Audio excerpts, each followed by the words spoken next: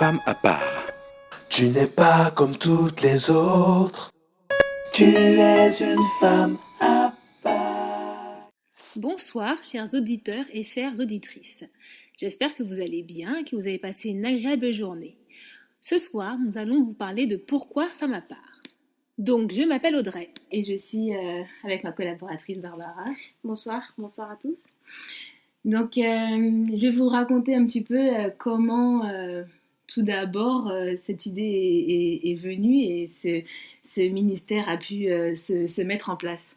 Donc, en fait, je pense que ce projet était dans nos cœurs séparément, mais on n'était pas encore en contact, en fait. Et du coup, de mon côté, donc je suis née dans une famille adventiste, du coup j'ai grandi dans l'adventisme depuis toujours. Et j'ai fait mon alliance avec Dieu assez jeune, mais bon, c'est très bien, on fait son alliance avec Dieu, mais après il y a des choses qui arrivent, on peut s'éloigner ou on peut s'égarer, ce qui fut mon cas. Et c'est il y a peut-être 2 ans où j'en ai eu marre, j'en ai eu assez, et je sais pas, il y a tout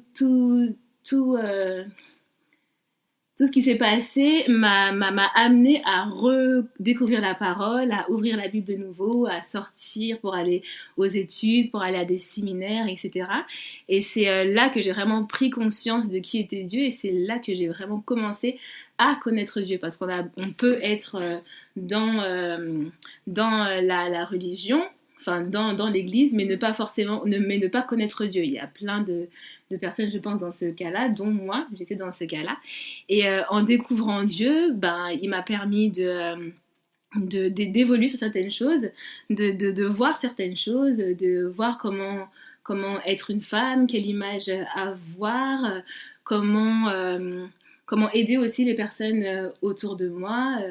Avec toutes ces nouvelles connaissances, j'ai pu avancer, évoluer et aussi me transformer, parce que quand on connaît Dieu, au final, on devient une autre personne, on n'est plus la même personne, on est reconstruite, et voilà, donc c'est toute autre chose, c'est une nouvelle vie qui commence, et avec toutes ces choses qui m'a permis de connaître au fur et à mesure de ma transformation, et j'ai voulu partager, j'ai pas voulu garder ça pour moi.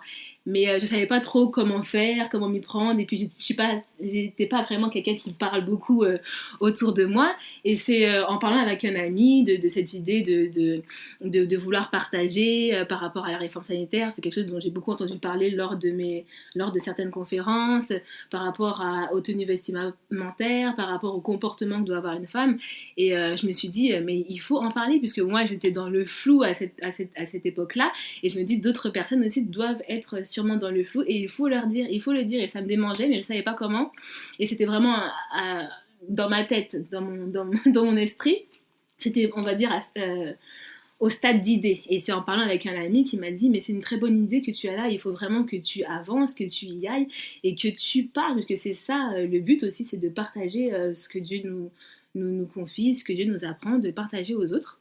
Donc du coup je me suis lancée, j'en ai parlé à une amie qui est Barbara, que j'ai rencontrée aussi depuis peu, à la même époque où j'ai commencé à changer et vraiment à m'intéresser aux choses spirituelles.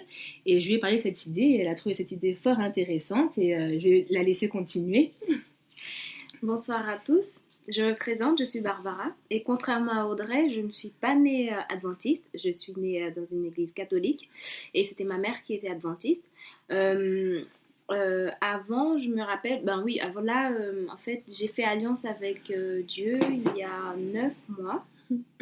Et comme elle a dit, Audrey, faire alliance avec Dieu, ça ne veut pas dire qu'on connaît tout, que c'est fini. Donc, nous sommes toujours l'argile entre ses mains. Il nous façonne de jour en jour. Et quand il m'a rencontrée, quand il a mis sa main sur moi, parce que vraiment, il a mis sa main sur moi dans l'état où lequel j'étais, j'ai passé par différentes choses, et quand j'ai commencé à étudier, quand j'ai commencé à aller à des conférences, et c'est là que en fait Dieu il m'ouvrait les yeux, il travaillait en moi, et petit à petit en fait il m'éclairait sur le chemin de la vérité, et comme a dit Audrey aussi, il m'a touché sur tout ce qui était réforme sanitaire et vestimentaire et tout. Donc, que j'ai embrasé très vite grâce au Saint-Esprit parce que j'ai pas fait de réticence. Et j'ai décidé de respecter le corps que Dieu m'a confié et de le mettre en valeur, car depuis très longtemps, c'était pas. En fait, l'ennemi me faisait comprendre autrement, me faisait croire autrement. J'étais plus belle en me montrant. J'étais plus belle en montrant mon corps, en tout ce qui. Voilà, je vous laisse imaginer. Et quand Dieu m'a rencontrée, en fait, quand il a mis sa main sur moi, c'est là, en fait, je commence à prendre de la valeur à ses yeux. Et il me faisait comprendre que j'avais pas besoin d'artifice, j'avais pas besoin de me montrer, de montrer mon corps pour me sentir une femme, pour lui plaire comme son enfant. Et c'est là, en fait, comme a dit Audrey, on s'est rencontrés, chose que toutes les deux, on parlait pas, on était dans notre coin, et Dieu a fait les choses comme il voulait. Il nous a permis de nous rencontrer, et c'est là, en fait, qu'on a échangé sur certaines choses, et c'est là on s'est dit, ben tiens, mince, maintenant que Dieu nous a permis, nous a sauvés, c'est des choses qu'on aimerait bien partager à d'autres personnes, qu'on aimerait parler à d'autres femmes qui nous écoutent, et pourquoi pas mettre en place un site ou un ministère pour apprendre un peu comment devenir cette femme de Proverbe 31. Tout à fait. Donc, comme on vous l'a dit, c'est un ministère dédié aux femmes chrétiennes, mais pas seulement aux femmes chrétiennes, à toutes femmes aussi qui souhaitent s'épanouir en Jésus, car on sait que nous avons tous été créés, dont les femmes, à l'image de Dieu, comme le dit Genèse 1, verset 27. Donc, il faut que l'on croie à cela. Donc le but de ce ministère, c'est que les femmes chrétiennes, les femmes mariées, averties, célibataires, jeunes ou moins jeunes, retrouvent leur image initiale. Donc nous sommes souvent en train de dire que nous sommes des princesses, des filles de Dieu, etc. Mais nous ne savons pas réellement quelle est notre identité en fait. C'est ça le point clé pour pouvoir après s'épanouir, c'est notre identité. Et donc nous disent que nous sommes des femmes, des princesses, mais comment les princesses sont-elles vêtues, comment les princesses parlent-elles, comment elles se comportent. Donc c'est ça, quand on déclare qu'on est une princesse de Dieu, il y a une manière de se tenir, une manière de parler, une manière de penser, une manière de s'habiller. Donc, nous devons connaître notre identité. Et pour connaître notre identité, il faut revenir à la base, en fait, à la base de la création. Car comme on vous l'a dit tout à l'heure, nous sommes créés à l'image de Dieu. C'est Dieu qui nous a fait, c'est lui notre Père. Donc, pour connaître notre identité, il faut regarder à Dieu, il faut regarder à Jésus aussi, son Fils. Donc, dans la Bible, les jeunes femmes connaissaient justement leur identité. Elles savaient leur rôle, elles connaissaient leurs devoirs, elles connaissaient aussi la parole. Elle savait dès le plus jeune âge comment être en fait une femme de Dieu parce qu'elle avait eu aussi une bonne éducation. Elle savait déjà cuisiner, elle savait tenir une maison, elle savait apporter de l'aide aux personnes démunies, de l'aide aussi à leur entourage, à leurs prochains. Elle savait vraiment être des femmes de Dieu. Elle savait aussi être une mère. Car comme on sait, la mère, c'est le plus beau des métiers, hein, comme disait une auteure inspirée, Ellen White, comme quoi ce sont les femmes qui seraient récompensées, les fils déposeraient leur couronne au pied de leur mère. Donc c'est vraiment le plus beau des métiers d'être une mère. Et du coup, nous trouvons toutes ces qualités dans Proverbe 31, versets 10 à 31. Il y a toutes les qualités d'une femme vertueuse, d'une femme accomplie, d'une mère aussi accomplie, d'une épouse aussi accomplie qui faisait du bien à son mari. Et grâce à elle, on parlait bien de son mari aux portes des villes. Donc voilà, ce serait un exemple à suivre. Et c'est ça un petit peu le but de ce ministère, c'est pouvoir décortiquer et dire de façon concrète qu'est-ce qu'une femme vertueuse, qu'est-ce qu'une femme de la Bible. Donc plus concrètement, il y a beaucoup de qualités à avoir pour être une femme vertueuse, une femme à part. Donc il y a le bon sens. Et toutes les qualités, on peut retrouver dans la Bible des exemples bien précis de femmes qui avaient ce genre de qualités. Donc le bon sens, quelle femme peut-on prendre d'exemple dans la Bible par rapport au bon sens ? Abigail.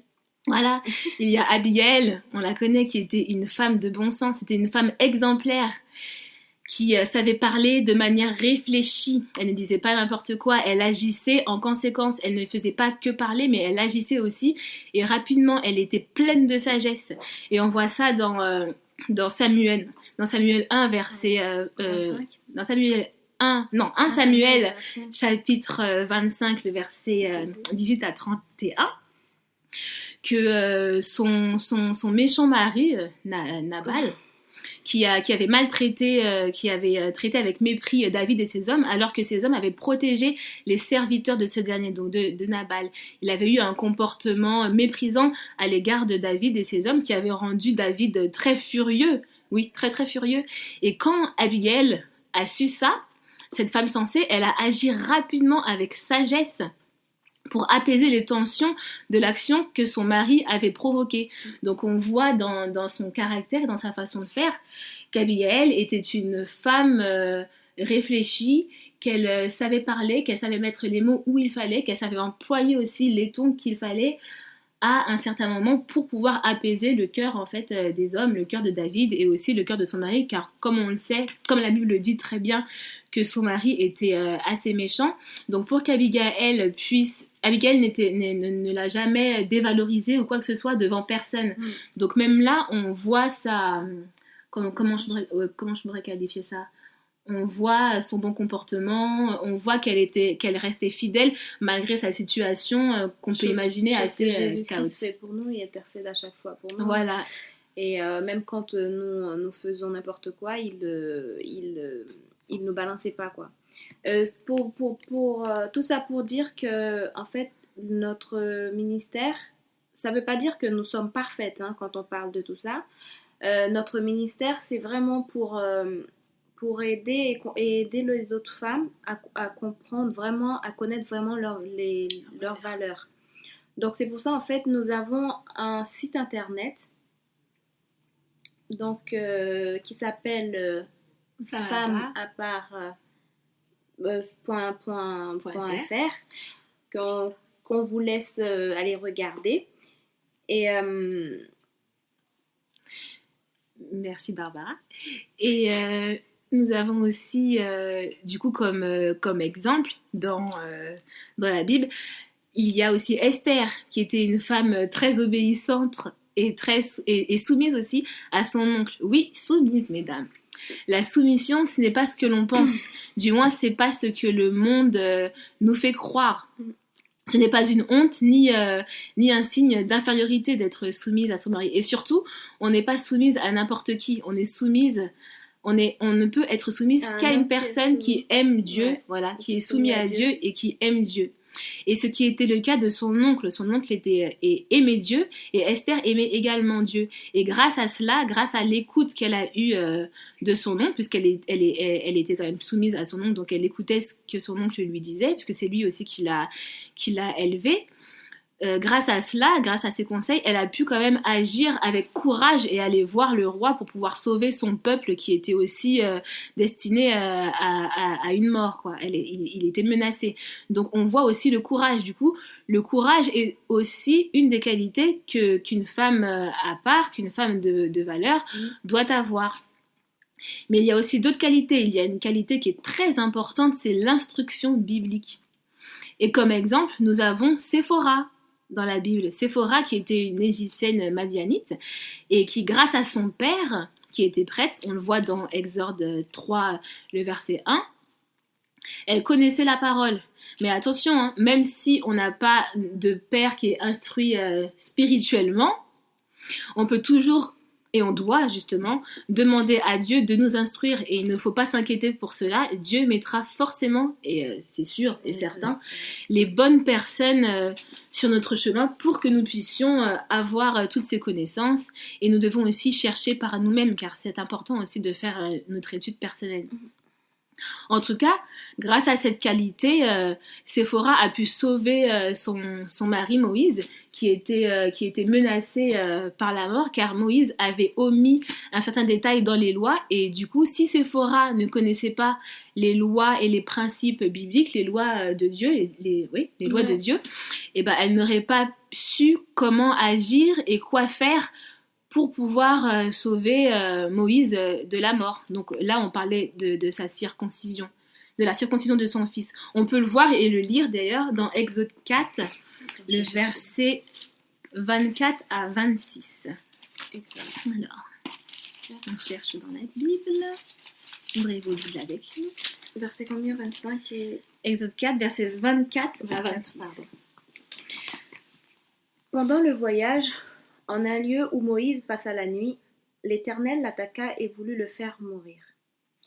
Séphora prit une pierre aiguë, coupa le prépuce de son fils et le jeta aux pieds de Moïse en disant : Tu es pour moi un époux de sang. Et l'Éternel le laissa. C'est alors qu'elle dit : Époux de sang, à cause de la circoncision. Merci Barbara. Donc là, dans ce passage, on voit que Séphora, grâce à ses connaissances, parce qu'elle savait que les jeunes enfants devaient être circoncis et qu'ils avaient omis de le faire avant, Moïse avait été menacé de se faire tuer par Dieu, pour avoir négligé en fait cette condition-là. Du coup, on voit bien que si Séphora ne connaissait pas du tout, n'était pas instruite bibliquement, et ben elle n'aurait pas pu sauver son mari, elle n'aurait pas pu sauver Moïse. Donc on voit là que Séphora était une aide, et c'est une aussi des qualités que l'on doit avoir pour être une femme vertueuse. Et puis si vous remarquez bien, toutes les femmes que l'on a citées, elles connaissaient la parole, elles parlaient, mais elles agissaient. C'est ça aussi qu'il faut savoir. Elles agissaient. Il ne faut pas seulement que parler, que constater des choses ou que dénigrer, par exemple, mais il faut aussi pouvoir agir. C'est très important. Donc, il y a aussi quelque chose d'important que l'on doit prendre en compte, c'est que nous devons aussi être un exemple et une aide pour les autres jeunes filles, pour la génération qui suit. Parce que c'est important de prendre soin de la génération future. C'est une base aussi. Oui. Pour que les jeunes filles aussi puissent évoluer et puissent grandir en Christ, puissent avoir de bons exemples, puissent avoir des sœurs et des mères spirituelles. C'est important pour une femme qui se dit princesse de Dieu et qui veut être vertueuse, d'être aussi un bon exemple pour les femmes, pour les autres filles, et pour les autres femmes aussi, parce que même en étant jeune, on peut être aussi un exemple pour les femmes mûres. Et on a cet exemple dans la Bible aussi. Vous voyez, donc la Bible nous donne vraiment des exemples bien concrets de comment être une femme selon Dieu. On a l'exemple d'Élisabeth. Donc Élisabeth, qui a été l'aide de Marie. On peut le voir dans Luc 1, je crois, versets 39 à 42, cherche Barbara, où là, on est dans une situation où Élisabeth était déjà enceinte de 6 mois et Marie venait juste d'avoir le Saint-Esprit, les Saint-Esprit et l'a touchée en fait, et elle est tombée enceinte de Jésus. Donc on voit que là, dès que Marie a su la nouvelle qu'elle était enceinte, elle est directement allée voir Élisabeth. Elle a couru vers Élisabeth car elle savait qu'Élisabeth passait déjà par cette étape-là. Parce qu'elle aussi, c'était une naissance miraculeuse. Donc elle savait où aller, elle connaissait la personne qui pouvait l'aider, qui pouvait la soutenir et qui pouvait aussi lui montrer et l'instruire sur l'état dans lequel elle était, puisque Élisabeth était déjà en train de vivre cet état-là depuis 6 mois. Donc là, on voit qu'Élisabeth a été un leader, un leader pour Marie. Donc on peut le voir dans ce texte. Tu veux bien le lire, Barbara? Dans ce temps-là, Marie se leva et s'en alla en hâte vers les montagnes dans la ville de Juda. Elle entra dans la maison de Zacharie et salua Élisabeth. Dès qu'Élisabeth entendit la salutation de Marie, Son enfant tressaillit dans son sein, et elle fut remplie de Saint-Esprit. Elle s'écria d'une voix forte, « Tu es bénie entre toutes les femmes, et le fruit de ton sein est béni. Comment m'est-il accordé que la mère de mon Seigneur vienne auprès de moi? Car voici, aussitôt que la voix de ta salutation a frappé mon oreille, l'enfant a tressailli d'allégresse dans mon sein. » Voilà, donc là on voit aussi que même dans le même chapitre, on voit que Marie est restée 3 mois avec Élisabeth. Du coup, elle a pu apprendre et avoir des conseils sur comment agir par rapport à tel symptôme ou tel symptôme, etc. Donc on voit que là, elle a été un soutien pour Marie. Donc nous aussi, nous devons être des soutiens et nous devons surtout faire attention à notre comportement, etc. par rapport à la génération future, car la génération future comment dire, nous regarde et nous suit. C'est comme les enfants aussi, ils imitent tout ce que l'on fait. Donc il faut faire attention à ce que l'on fait, surtout si on se dit être femme de Dieu, être des princesses de Dieu. Quand on est une princesse de Dieu, il faut qu'on ait un comportement noble, voilà, tel quel, exactement. Et aussi dans la même lignée, il y a dans Tite 2, le verset 3 à 5, nous met en garde aussi par rapport à cela, par rapport au fait d'être exemplaire et de soutenir la génération future. Donc, Barbara, si tu veux bien nous lire, Tite 2, le verset 3 à 5. De même, dit aux femmes âgées de se conduire en personnes qui mènent une vie sainte. Elles doivent éviter les propos malveillants et ne pas être esclaves du vin. Qu'elles donnent de bons conseils, qu'elles apprennent aux jeunes femmes à aimer leurs maris et leurs enfants, à être raisonnables et pures, à prendre soin de leur ménage, à être bonnes et soumises à leur mari, afin que personne ne fasse insulte à la parole de Dieu. Merci. Donc là, on voit clairement cette mise en garde et en même temps cette recommandation de se retenir de toute critique, de toute mauvaise parole, de mauvais regards, mais avoir de l'attention pour les jeunes femmes, donc pour effectivement la génération future. Donc ça aussi, ça fait partie d'une des qualités d'une femme vertueuse. Et on voit aussi dans tous ces exemples qu'on a donnés que toutes les femmes étaient belles de figure, la Bible elle le dit. Mais attention, l'auteur inspiré dont on a parlé plus haut dit aussi quelque chose par rapport à cela. Ellen White ? Oui. Ne consacrez pas tout votre temps à la poursuite des folies de la mode.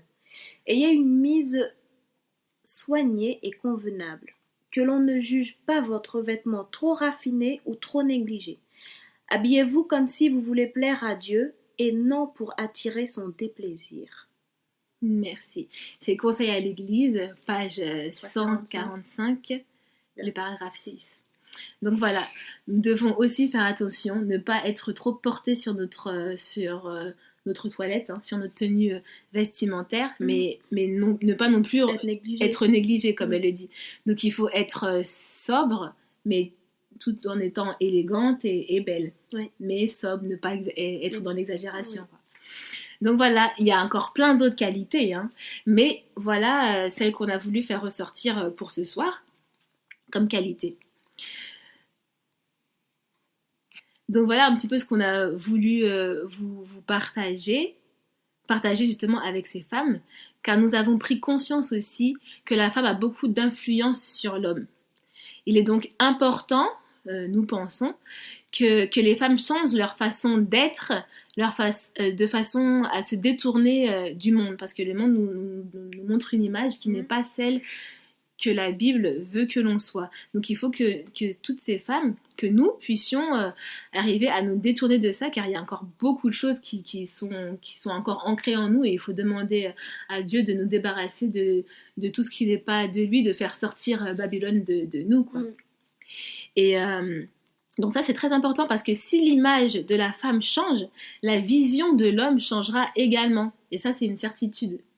sûr. Oui, même le monde le dit. Dès qu'il y a, dès que, par exemple, dans des publicités, ils mettent toujours une femme pour attirer le regard de l'homme, pour aider, pour que l'homme puisse aller acheter ou quoi. Peu importe la publicité, il y a toujours une femme dénudée. Ouais. Donc ça prouve bien que la femme a une forte influence sur l'homme. Donc si nous, femmes, nous changeons notre façon de faire et nous ne calquons pas sur ce que l'on voit à l'extérieur, et ben nous pouvons aussi espérer, enfin j'en suis certaine, si nous changeons, le regard aussi des hommes changera, la vision de l'homme aussi changera également si nous changeons. Donc ça dépend en fait de nous. Car tout ce qui touche la femme transforme l'homme. Voilà, et lui fait du bien. Et de plus, je pense qu'il y aura des hommes forcément curieux qui voudront se renseigner sur ce qu'est une femme vertueuse, donc voir un petit peu ce qui se passe dans les ministères. Donc d'une certaine façon, ça touche également les hommes. De façon indirecte, ça touche également les hommes.